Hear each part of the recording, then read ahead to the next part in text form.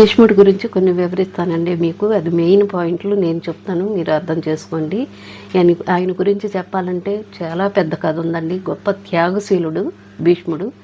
ఏమండి, చాలా మహాభారతంలో మంచి గొప్ప త్యాగశీలుడు.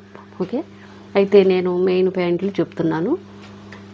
అయితే 58 రోజులు ఆయన అంపశయని మీద అలా పడుకునే ఉంటాడండి. ఆ అంపశయని అంటే బాణాలతో అమర్చిన అంపశయని మీద అలా పడుకునే ఉంటారు. ఎందుకంటే నాకు ఫలానా తేదీని రావాలనేసి ఆయన అనుకున్నారన్నమాట. అదే ప్రకారంగా ఆయన మాఘమాసం శుక్లపక్ష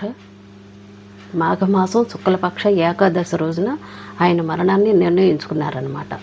ఓకే, అప్పటి నుంచి ఆయన మొన్న రథసప్తమి వెళ్ళింది కదండి. ఆ రథసప్తమికి వెళ్ళిన తెల్లారే భీష్మాష్టమి వస్తుంది.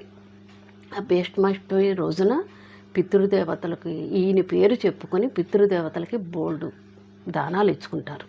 తెలుసండి, చాలా దానాలు ఇచ్చుకుంటారు. అసలు ఎంతో పవిత్రమైన రోజు ఆ రోజు, భీష్మాష్టమి రోజున. ఆయనంత గొప్పవారు అన్నమాట భీష్ముడు. తెలుసండి, అయితే ఆయన 5 దేహాలు, సప్తమి, అష్టమి, నవమి, దశమి, ఏకాదశి, 5 రోజులండి. ఏకాదశి రోజున ఆయన ప్రాణం విడిచారన్నమాట.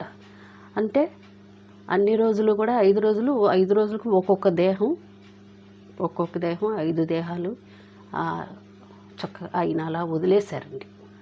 తెలుసండి, ఆయన పేరు చెప్పుకొని చక్కగా భీష్మ ఏకాదశి రోజున గుళ్ళకి వెళ్తారు. తెలుసండి, మరి పితృదేవతలకి దాన ధర్మాలు అన్నీ చేసుకుంటే ఎంతో మంచిదండి.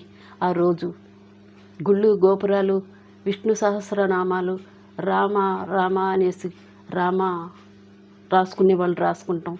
రామ మందిరాలకి ఏంటి చాలా గుళ్ళు గోపురాలకి వెళ్ళి ఎంత అన్నదానాలు ఏంటి బోల్డ్ చేసుకుంటారండి.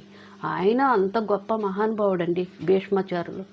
తెలుసండి, ఆయన గురించి చెప్పాలంటే చాలా పెద్ద కథ ఉందండి. నేను ఇప్పుడు మీకు సింపుల్గా అర్థం చేసుకుంటారని నేను చెప్తున్నాను ఇప్పుడు కాలం పిల్లలకి. ఓకే, లైక్ చేయండి, షేర్ చేయండి, సబ్స్క్రైబ్ చేయండి.